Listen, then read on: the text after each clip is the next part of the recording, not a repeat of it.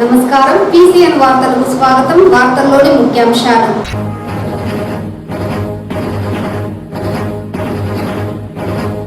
నిరుద్యోగ యువతకు నైపుణ్య శిక్షణ ఇచ్చి ఉపాధి అవకాశాలు కల్పించడమే కౌన్సిల్ వికాస్ యోజన పథకం ప్రథమ ఉద్దేశం. చిత్తూరు ఎమ్మెల్యే గురజాల జగన్మోహన్.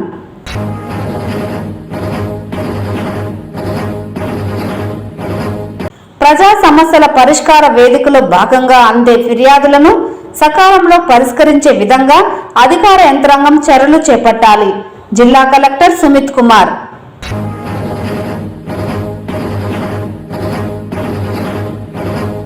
చిత్తూరు ప్రభుత్వ ఆసుపత్రిలో పనిచేస్తున్న కార్మికులకు కనీస వేతనం అమలు అయ్యేలా అధికార యంత్రాంగం చొరవ చూపాలి. ఏఐటీయూసీ నేతల డిమాండ్. వార్తల్లోని వివరాలు. నిరుద్యోగ యువతకు నైపుణ్య శిక్షణ ఇచ్చి ఉపాధి అవకాశాలు కల్పించడమే లక్ష్యంగా ప్రధానమంత్రి కౌశల్ వికాస్ యోజన ద్వారా అసెంబ్లీ నియోజకవర్గానికి ఒక స్కిల్ హబ్ కేంద్రం మంజూరు అయినట్లు ఎమ్మెల్యే గురజాల జగన్మోహన్ తెలిపారు. చిత్తూరులోని నేషనల్ అకాడమీ ఆఫ్ కన్స్ట్రక్షన్స్ ద్వారా యువతకు assistant electrician, assistant plumber, general విభాగాలలో శిక్షణ ఇవ్వనున్నట్లు తెలిపారు. 8వ తరగతి ఆపై విద్యార్హత కలిగిన 15 నుండి 42 సంవత్సరాల మధ్య ఉన్నవారు ఇందుకోసం దరఖాస్తు చేసుకోవచ్చునన్నారు. రోజుకు 4 గంటలు మాత్రమే శిక్షణ ఉంటుందని, శిక్షణ అనంతరం సర్టిఫికేట్లు జారీ చేయడంతో పాటు ప్రముఖ కంపెనీలు, పరిశ్రమలలో ఉపాధి అవకాశాలు కల్పించడం జరుగుతుందన్నారు. ఈ శిక్షణ కార్యక్రమానికి జనవరి 21వ తేదీ నుండి ఈ నెల 26వ తేదీలోగా రిజిస్ట్రేషన్ చేసుకోవాలని కోరారు.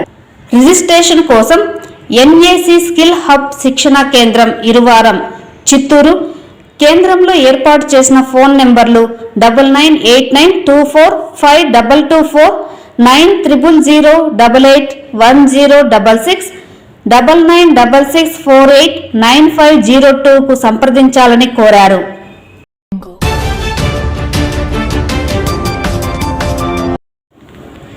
ప్రజా సమస్యల పరిష్కార వేదికలో అందిన ఫిర్యాదులను సకాలంలో పరిష్కరించే విధంగా అధికార యంత్రాంగం అవసరమైన చర్యలు చేపట్టాలని జిల్లా కలెక్టర్ సుమిత్ కుమార్ తెలిపారు.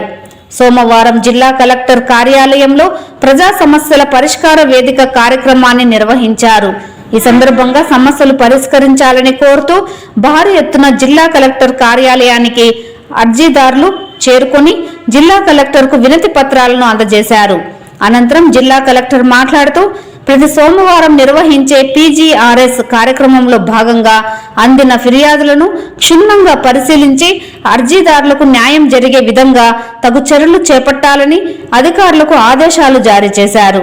ఈ కార్యక్రమంలో వివిధ శాఖలకు సంబంధించిన అధికారులు పాల్గొన్నారు.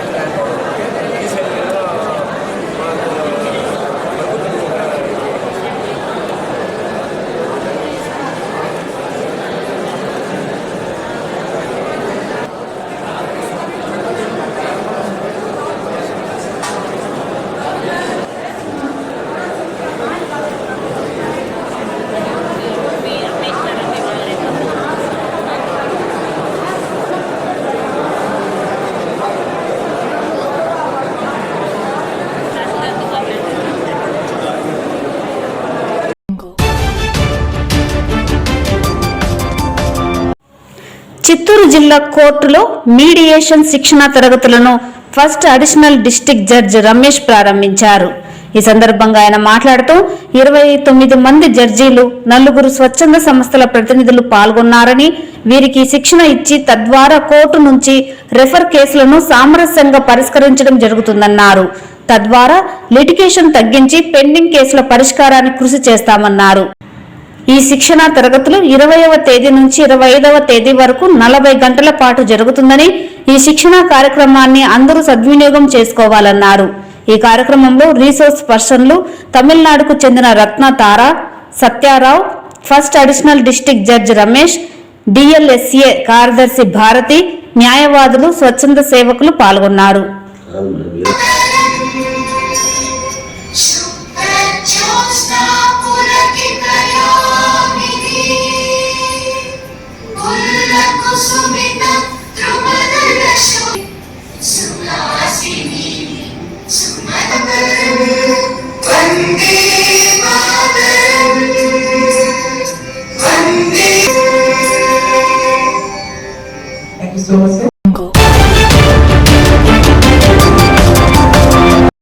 చిత్తూరు ప్రభుత్వ ఆసుపత్రిలో పనిచేస్తున్న కార్మికులకు కనీస వేతనం అమలు చేయడంతో పాటు కనీస వేతనాన్ని అమలు చేయని ఏజెన్సీలను బ్లాక్ లిస్టులో పెట్టాలని AP medical contract employees and workers union జిల్లా కార్యదర్శి దాసరి చంద్ర డిమాండ్ చేశారు. సోమవారం సమస్యల పరిష్కారం చేయాలని కోరుతూ జిల్లా కలెక్టర్కు వినతి పత్రాన్ని అందజేశారు. అనంతరం ఆయన మీడియాతో మాట్లాడుతూ ప్రభుత్వ ఆసుపత్రుల్లో జూన్ 2021 నుండి శానిటేషన్, సెక్యూరిటీ, చెదపురుగుల నివారణ విభాగాలు నిర్వహిస్తున్న కాంట్రాక్టర్ ఏజెన్సీ ఆయా సిబ్బందికి ప్రభుత్వ ఉత్తర్వుల ప్రకారం కనీస వేతనం చెల్లించాలని డిమాండ్ చేశారు. రాష్ట్ర ప్రభుత్వం ఇచ్చిన జీవో నెంబర్ 549 అమలు చేస్తూ 16,000 రూపాయలు చెల్లించాల్సి ఉన్న అంతకన్నా తక్కువ జీతాలు చెల్లిస్తున్నారని ఆవేదన వ్యక్తం చేశారు. అలాగే పిఎఫ్, ఈఎస్ఐ సైతం తక్కువ శాతంలో జమ చేస్తూ కార్మికులకు అన్యాయం చేస్తున్నారని, కార్మికుల చట్టం ప్రకారం వారికి అందవలసిన హక్కులు అందించడంతో పాటు వేతనాలను చెల్లించాలని కోరారు. ఇప్పటికైనా అధికారులు జోక్యం చేసుకొని కార్మికులకు జరుగుతున్న అన్యాయాన్ని పరిశీలించి న్యాయం జరిగే వరకు ఆయా ఏజెన్సీలను బ్లాక్ లిస్టులో పెట్టి వారి డిపాజిట్లను నిలిపివేయాలని డిమాండ్ చేశారు. సమస్యలు పరిష్కరించని పక్షంలో దశల వారి పోరాటాలు చేస్తామని ఈ సందర్భంగా ఆయన హెచ్చరించారు. ఈ కార్యక్రమంలో ఏఐటియుసి నాయకురాలు రమాదేవి తదితరులు పాల్గొన్నారు. ఈరోజు చిత్తూరు జిల్లా కలెక్టర్ కార్యాలయంలో AP medical contract employees and workers యూనియన్కి సంబంధించి జిల్లాలో ఉన్నటువంటి జిల్లా ప్రభుత్వ ప్రధాన ఆసుపత్రులు, కమ్యూనిటీ హెల్త్ సెంటర్లు, ప్రైమరీ హెల్త్ సెంటర్లలో పనిచేసేటువంటి శానిటేషను, సెక్యూరిటీ సిబ్బందికి గవర్నమెంటు ఇచ్చినటువంటి జీవోల ప్రకారము జీతాలు ఇవ్వకుండా ఎవరైతే ఏజెన్సీలకి అప్పచెప్పారో వాళ్ళు సక్రమంగా వాళ్ళకి జీతాలు ఇవ్వకుండా, పిఎఫ్, ఈఎస్ఐ కూడా కట్టకుండా 3-4 నెలలు పెండింగ్ జీతాలు అలాగే ఉండిపోతున్నాయి. ఎన్నిసార్లు కలెక్టర్ గారి దృష్టికి కానీ, విజయవాడ కమిషనరేట్కి కానీ అర్జీలు సమర్పించినా కానీ ఎటువంటి ఫలితం లేకుండా శూన్యంగా అనిపిస్తూ ఉంది. ఇప్పుడు ప్రభుత్వం మారిన తర్వాత అయినా గత ప్రభుత్వంలో 2019 సంవత్సరంలో జీవో నెంబర్ 549 అనేసి ప్రభుత్వ ఆసుపత్రుల్లో పనిచేసే శానిటేషన్ కార్మికులకు 16,000 రూపాయలు ఇవ్వాలనేసి ప్రభుత్వం జీవో ఇచ్చింది. ఆ జీవోని అప్పటి నుంచి కూడా ఇప్పటి వరకు ఎక్కడ అమలు చేయలేదు. అరాకొరా జీతాలు ఇస్తూ కార్మికుల పొట్టగొడుతున్నారు. వెంటనే ఈ ప్రభుత్వం మారిన తర్వాత కూడా ఇప్పటికే మేము 2-3 సార్లు కలెక్టర్ గారిని కలిశాము. ఇప్పటికైనా వెంటనే ప్రభుత్వం స్పందించి, ప్రభుత్వ అధికారులు స్పందించి చిన్న ఉద్యోగస్తులైనటువంటి శానిటేషన్ కార్మికులకు, సెక్యూరిటీ సిబ్బందికి, పెస్ట్ కంట్రోల్ వర్కర్స్కి కూడా ప్రభుత్వం ఏదైతే జీవోలు ఇచ్చిందో ఆ జీవోల ప్రకారం జీతాలు ఇవ్వాలనేసి మేము ఏఐటీసీగా డిమాండ్ చేస్తున్నాం. ఈరోజు మెడికల్ ఎంప్లాయీస్ అలాగే మెడికల్ కాంట్రాక్ట్ ఎంప్లాయీస్కి కూడా జీతాలు రాకుండా చాలా ఇబ్బందులు పడుతున్నారు. ఈరోజు వాళ్ళకి ఈఎస్ఐ, పిఎఫ్ సౌకర్యం లేకుండా చాలా మందికి అనారోగ్యం పాలై కూడా హాస్పిటల్ చుట్టూ తిరుగుతున్నారు. ఈరోజు ఏజెన్సీలుగా ఇచ్చిన వాళ్ళకు కూడా సరిగ్గా సక్రమంగా వాళ్ళకి పిఎఫ్, ఈఎస్ఐ సౌకర్యాలు కల్పించకుండా అనారోగ్యంగా ఉన్న హాస్పిటల్ చుట్టూ తిరుగుతుంటే వాళ్ళకి ఎటువంటి సౌకర్యాలు కూడా కల్పించడం లేదు గవర్నమెంట్. అలాగే ఏజెన్సీ వాళ్ళు కూడా వాళ్ళకి నిమ్మకి నీరెత్తినట్టుగా వ్యవహరిస్తున్నారు. ఈరోజు ఇలాంటి చర్యలన్నీ కూడా కలెక్టర్ దృష్టికి తీసుకొచ్చాము. వెంటనే ఇవన్నీ కూడా పరిష్కరించాలని చెప్పేసి ఏఐటీసీగా కోరుకుంటున్నాము.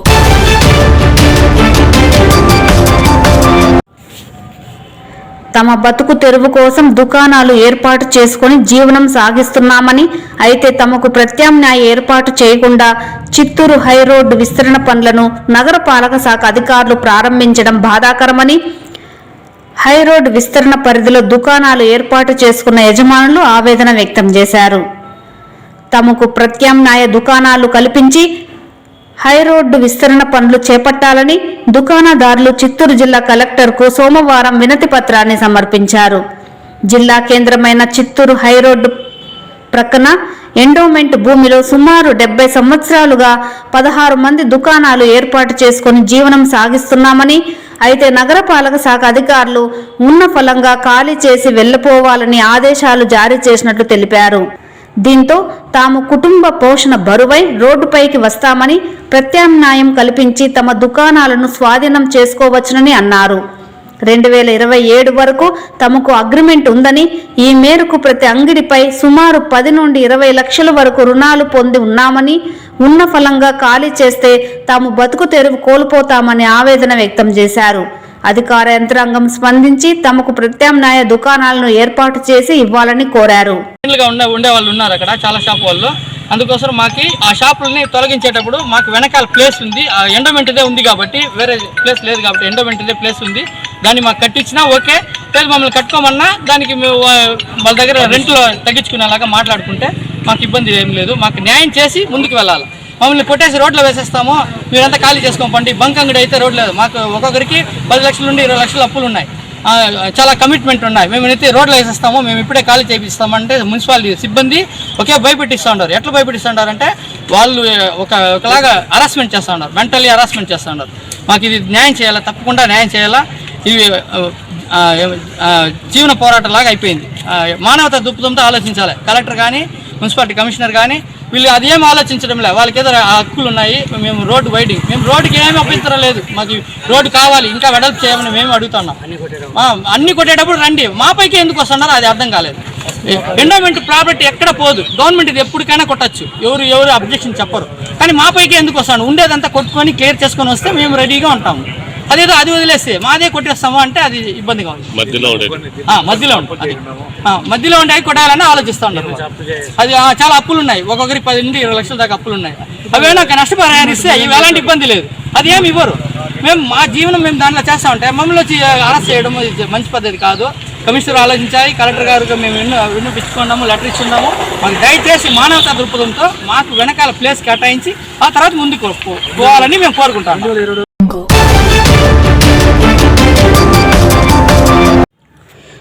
పాల బిల్లులు ఇవ్వమంటే ఆత్మహత్య చేసుకుంటే బిల్లులు చెల్లిస్తామని ఓ ప్రైవేటు డైరీ యజమాని వేధిస్తున్నారని బాధిత రైతులు సోమవారం చిత్తూరు జిల్లా కలెక్టర్కు వినతి పత్రం సమర్పించారు. చిత్తూరు సమీపంలోనే వెలిసిన శృతి డైరీ అధినేత రైతులకు అక్టోబర్ నెల నుండి పాల బిల్లులు చెల్లించకుండా వేధింపులకు గురి చేస్తున్నారని ఆవేదన వ్యక్తం చేశారు. ఈ విషయమై సంవత్సరం పొడుగునా డైరీ చుట్టూ ప్రదక్షిణలు చేసిన ఫలితం లేకపోయిందని, దీంతో చేసేది లేక జిల్లా కలెక్టర్ను ఆశ్రయించామని పేర్కొన్నారు. ప్రస్తుతం 66 మంది రైతులకు 3,50,000కు పైచిలుకు బకాయిలు ఉన్నారని, దీనిపై ప్రశ్నిస్తే పరుష పదజాలంతో తమను దూషిస్తున్నారని ఆగ్రహం వ్యక్తం చేశారు. ఇప్పటికైనా జిల్లా కలెక్టర్ స్పందించి డైరీ యజమానులతో చర్చించి తమకు రావాల్సిన పాల బకాయి బిల్లులను తక్షణమే ఇప్పించాలని విజ్ఞప్తి చేశారు. అంటే అక్టోబర్ 1 నుండి 10 వరకు బిల్లులు అందరికీ ఇవ్వాలి. నా తరఫున 66 మంది రైతులు పేమెంట్ లేకుండా ఆపేశాడు. దీని తరఫున కొంతమంది రైతులు మా పేమెంట్ అనేసి నా ఇంటి దగ్గరికి వస్తే డైరీ కాడికి రమ్మని పిలిస్తే పోయాను. డైరీ కాడికి పోతే రైతులందరూ లోపల కూర్చొని పెట్టుకునేసి పేమెంట్ ఇవాళ కొంచెం నాకు ప్రాబ్లం అయింది, బయట పేమెంట్ డిలే అయింది, ఏం లేదా, ఆయన ఉత్త ఎంప్లాయీ మాత్రము, నేను ఆయన తరఫున పాలు వచ్చి నేను తీసుకునేది పేమెంట్ నేను ఇవాళ నాకు కొంచెం టైం ఇవ్వండి, 15వ తేదీ లోపల నేను మీ పేమెంట్ నవంబర్ 15వ తేదీ లోపల మీ పేమెంట్ వేస్తానని మాట ఇచ్చాడు. సరే అందరూ రైతులు సరే అనేసి వెళ్ళిపోయారు. వెళ్ళిపోయిన తర్వాత నన్ను లోపలికి పిలిచి రూమ్లోకి పిలిచి ఒకడనే దౌర్జన్యం చేశాడు, కొట్టబోయాడు.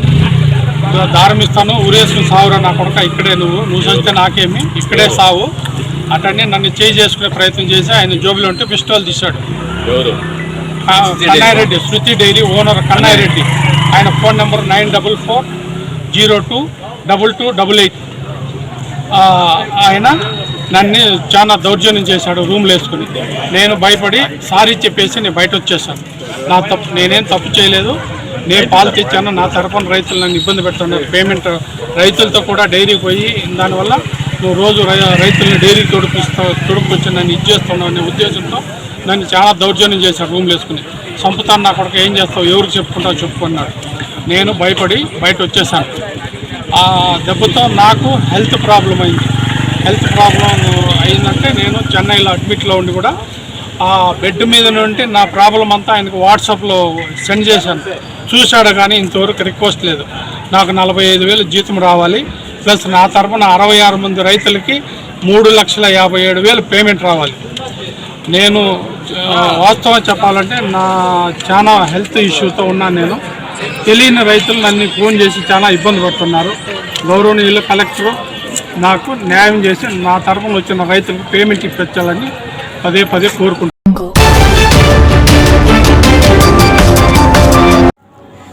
ఏకేఎస్ అమ్మ ఆసుపత్రి మరో మైలురాయిని అందుకుంది. 70 ఏళ్ల వృద్ధుడు 75 ఏళ్ల వృద్ధురాలి మెదడుకు సంబంధించిన ఆపరేషన్ను విజయవంతంగా చేపట్టి 2 వృద్ధుల ప్రాణాలను కాపాడింది.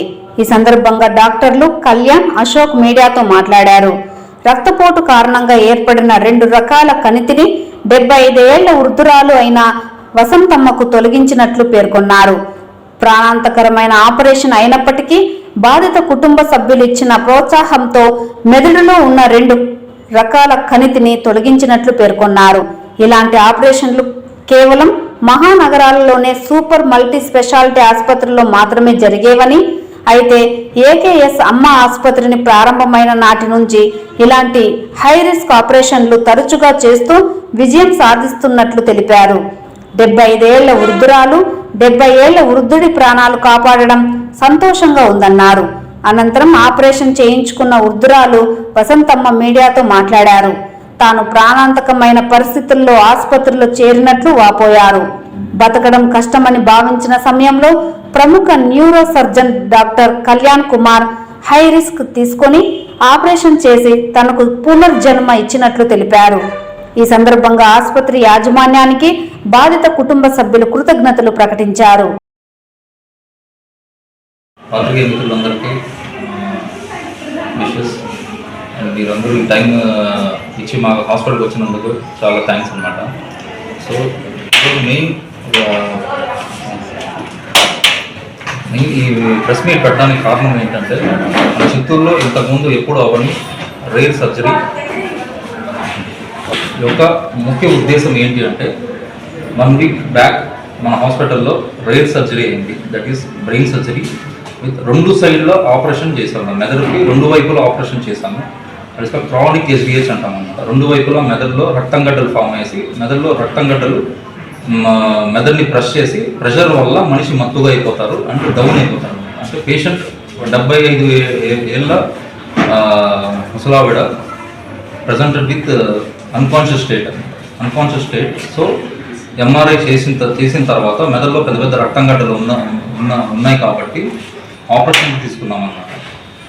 ఆపరేషన్ తీసుకున్న తర్వాత 2 వైపులా బ్రెయిన్ ఓపెన్ చేసి లోపలున్న బ్లడ్ క్లాట్ని అంతా వాష్ చేసి రిమూవ్ చేసిన తర్వాత ఫస్ట్ డే వెంటిలేటర్ మీదనే పెట్టున్నాము. తర్వాత స్కాన్ చేసిన తర్వాత లోపల ఉన్న రక్తం గడ్డలు ఆల్మోస్ట్ 80 to 90% వాష్ అవుట్ అయినాయి అండ్ బ్రెయిన్ యొక్క ప్రెషర్ అంతా బాగా నార్మలైజ్ అయిందన్నమాట. So day by day 2 to 3 డేస్లో మనం వెంటిలేటర్ నుంచి బయటికి తీసాము అండ్ 4వ రోజు 5వ రోజు ఆక్సిజన్ మీద పెట్టున్నాము. 7వ రోజు మొత్తం పేషెంట్ ఫుల్ కాన్షియస్కి వచ్చింది. అందరినీ పేషెంట్ వాళ్ళ అటెండర్స్ అంతా గుర్తుపట్టడం కానీ ఆ నెక్స్ట్ స్టేజ్ నుంచి రూమ్ షిఫ్ట్ చేసుకునే స్టేజ్ దాకా వచ్చింది. సో ఇప్పుడు పేషెంట్ నడిచే స్టేజ్లో ఉంది. వచ్చినప్పుడు స్టేజ్ ఏంటంటే చేతులు కాలు కంప్లీట్గా పెరలైజ్ అయిపోయింది అనమాట. ఎందుకంటే 2 వైపులో రక్తం గడ్డలు ఉండేటప్పటికి 2 సైడ్లు చేయి కాలు వీక్నెస్ అవ్వడము అండ్ తెలివి లేకపోవడం అనమాట. Main on the day 10th వచ్చేటప్పటికి పేషెంట్ ఫుల్ కాన్షియస్కి వచ్చి అందరినీ గుర్తుపట్టడం, మాట్లాడడం, నడవడం ఆ స్టేజ్కి వచ్చింది అనమాట. This is a very big success for that age group in our hospital. Okay, రెగ్యులర్గా జరిగే సర్జరీ బయట అన్ని కార్పొరేట్ హాస్పిటల్స్లో కానీ మన చిత్తూరులో పరంగా ఏంటంటే మనం ఫస్ట్ టైం ఈ 2 సైడ్ సర్జరీ అనడం అండ్ ఇంత ఓల్డ్ ఏజ్లో చేయడం అనేది we are feeling very successful in our hospital. So దీంట్లో ఏంటంటే నేను సర్జన్, దాంతోపాటు నాతో పాటు తోటి డాక్టర్స్, తోటి స్టాఫ్ అందరూ కలిసి వర్క్ చేయడం వల్లనే ఆ సక్సెస్ని చేయగలిగాము అన్నమాట. So everybody is responsible for to come out from that critical stage. And next రోజే ఇంకొక ఆన్ ద సేమ్ నైట్ ఇంకొక సర్జరీ కూడా అయింది. 70 years మేల్కి. తనకి ఏంటంటే బీపీ పెరిగేసి లోపల రక్తనాళాలంతా ఓపెన్ అయిపోయేసి పెద్ద రక్తంగడ్డ ఫామ్ అయింది. ఆయన ప్రజెంటేషన్ వచ్చి సడన్గా ఎడంకాలు పడిపోవడం అండ్ సడన్గా మాట పడిపోవడం జరిగిందనమాట. సో ఆయన బీపీకి సంబంధించిన మందులు సరిగా కరెక్ట్గా వాడకపోవడం వలన అలాగైందనమాట. తనకు కూడా ఈ సర్జరీ అయిన తర్వాత నెక్స్ట్ సర్జరీ ఆయన కూడా that is also life saving surgery.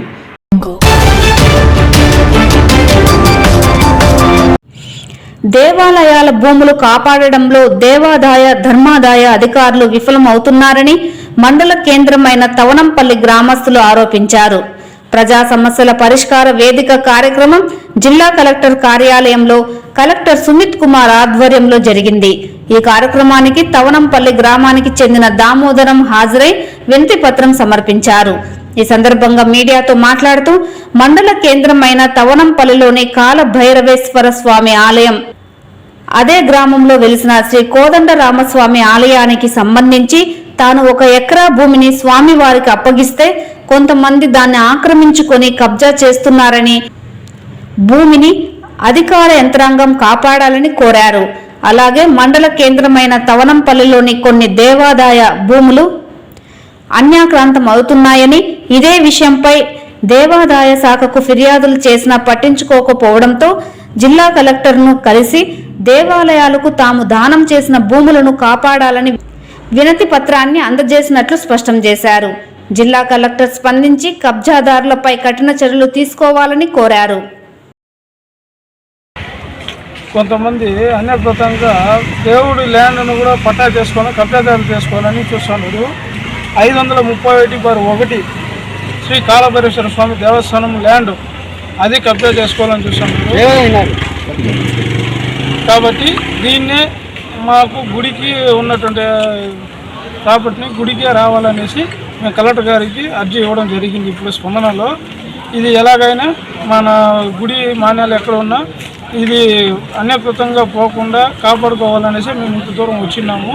కాబట్టి దీనికి ప్రతి ఒక్కరూ న్యాయం చేయాలనేసి కోరుతున్నాము. మీకు జడ్జిమెంట్ అయింది, ఎంఆర్ఓ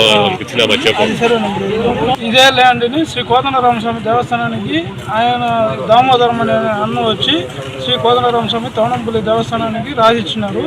50 సెంట్లు వచ్చి కోర్టుకు వేసినారు. ఆ కోర్టులో అయినటువంటి జడ్జిమెంట్ కాపీ కూడా దామోదర్ అన్న గారికి వచ్చింది.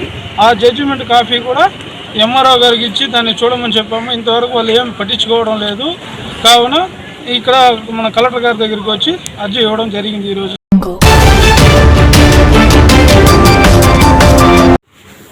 తిరుమల శ్రీవారిని ఈరోజు ఉదయం విఐపి విరామ సమయంలో పలువురు ప్రముఖులు దర్శించుకున్నారు. స్వామివారిని దర్శించుకున్న వారిలో సినీ దర్శకుడు బాబీ, మ్యూజిక్ డైరెక్టర్ తమన్, సినీ నటుడు అశ్విన్ బాబు, బీజేపీ నాయకులు కన్నా లక్ష్మీనారాయణ వేరువేరుగా స్వామివారి సేవలో పాల్గొని మొక్కులు చెల్లించుకున్నారు. శ్రీవారి దర్శనార్థం తిరుమలకు విచ్చేసిన వీరికి ఆలయ అధికారులు స్వాగతం పలికి దర్శన ఏర్పాట్లు చేశారు.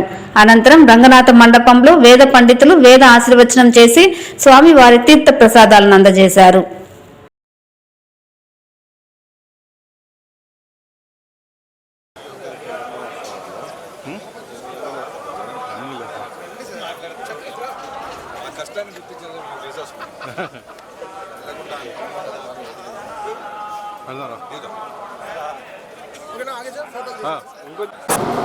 ఈ వార్తలు ఇంతటితో సమాప్తం. నమస్కారం.